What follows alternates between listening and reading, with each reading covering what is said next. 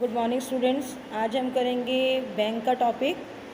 In the modern age banking has become the foundations of the economic development.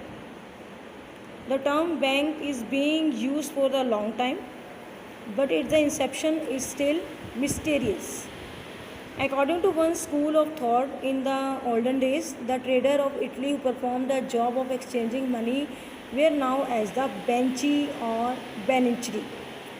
The reason of calling them so was that they used to keep a table with them for the making payment, which was called benchi. The term bank originated from the same term benches or from the Greek word bank, meaning of the terms is a bank. पहले क्या होता था कि modern age के अंदर क्या बताया कि इकोनॉमिक डेवलपमेंट हुई।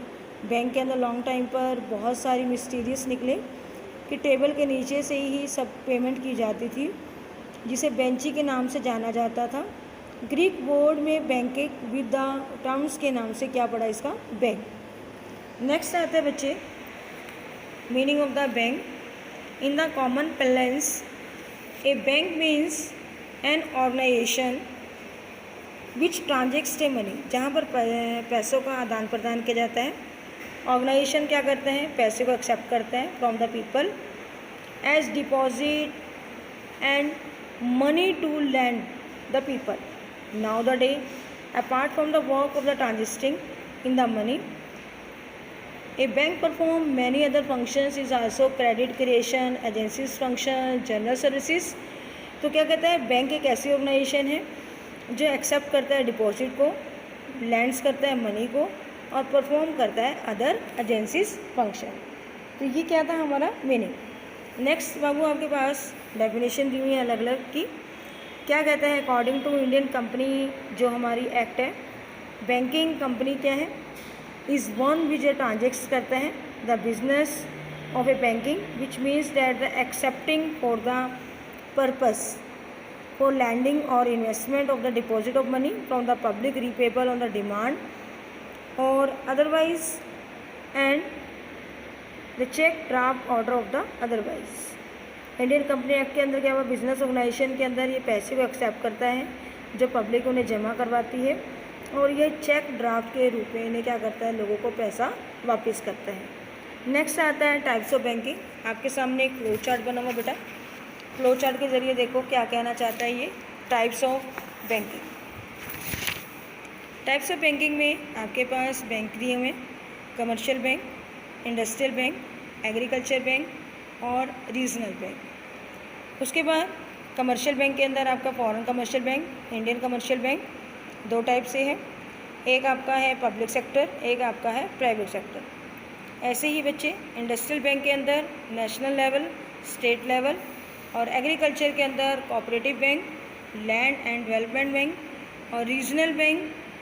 रीजनल बैंक के बाद आता है अदर अपेक्स, जितने भी आपके बैंकिंग इंस्टीट्यूशन हैं वो।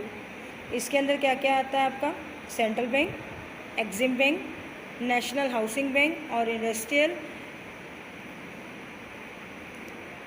रिकंस्ट्रक्शन बैंक ऑफ इंडिया और एक आता है बाबू आपका नाबार्ड। अब हम करेंगे classification on the basis of the banking of ownership. First of all public sector bank.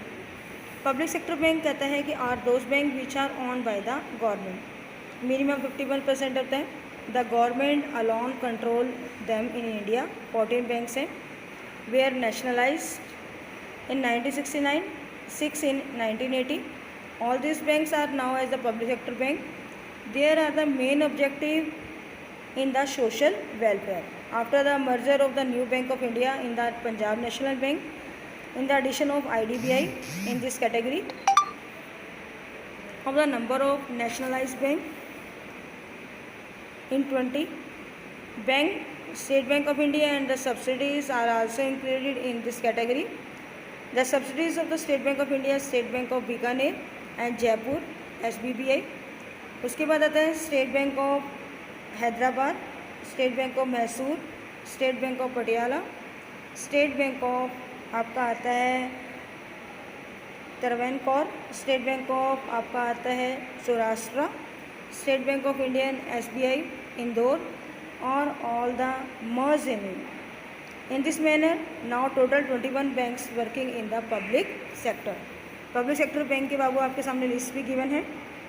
First आता है आपका Allahabad bank, Andhra bank, bank of Baroda, bank of India, bank of Maharashtra, Canara bank, central bank of India, corporation bank, Dena bank, Indian bank, Indian overseas bank.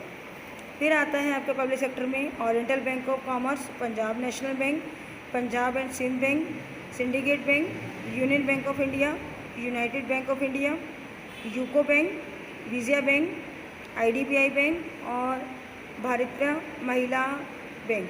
ये सब बच्चे जो आपके हैं ये क्या हैं, लिस्ट है पब्लिक सेक्टर बैंक की। नेक्स्ट आता है private sector bank.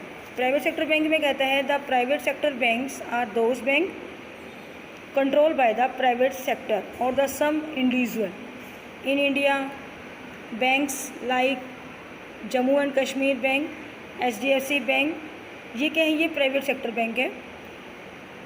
Control of any individual, this bank depend on the number of shares held by that the individual, और मेन ऑब्जेक्टिव क्या होता है इसका, अर्न प्रॉफिट करना।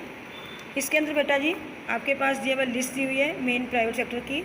Axis bank, HDFC bank, Kotak Mahindra bank, ICICI bank, yes bank, उसके बाद Indus land bank, बंधन bank, federal bank, DCB bank और RBL बैंक। ये सब क्या हैं आपके प्राइवेट सेक्टर बैंक। लास्ट आता है cooperative bank. The cooperative banks are those which are the organised by a persons या इंडिविजुअल। द मेन ऑब्जेक्टिव होता है इस बैंक का to help the members. The state cooperative bank, the district cooperative bank and the other primary loan societies are the included in the cooperative bank.